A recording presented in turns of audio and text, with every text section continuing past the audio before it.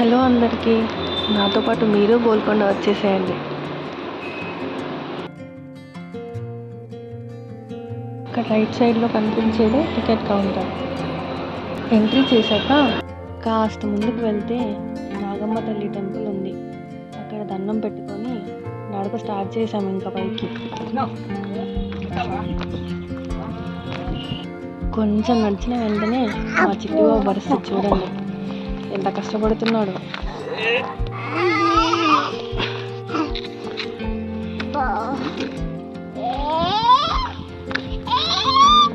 అలా కాసేపు ఎక్కినాక కొన్ని పిక్స్ దిగినాం.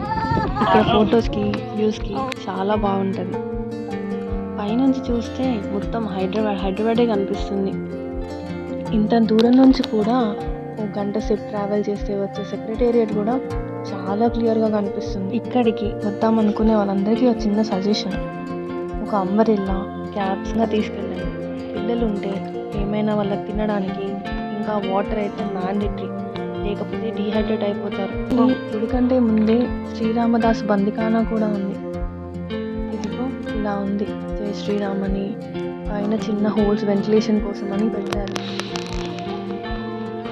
ఇది శ్రీరామదాస్ బందిఖానా పైన నుంచి వ్యూ.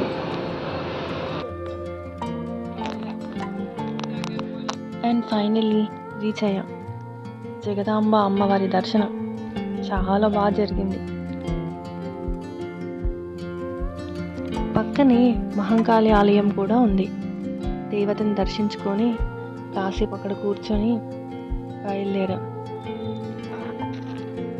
ఈ గుడి పక్కనే దర్బార్ హాల్ ఉంది, కానీ 1 వీక్ క్లోజ్ అంట. ఇదే దర్బార్ హాల్. కింద నుంచి కూడా దర్బార్ హాల్ ఎంత బాగా కనిపిస్తుందో చూడండి.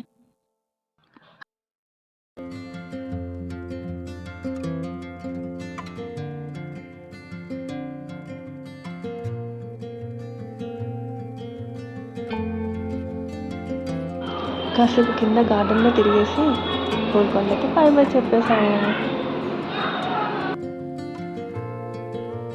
వెళ్ళేదారిలో తినేసి వెళ్ళాం.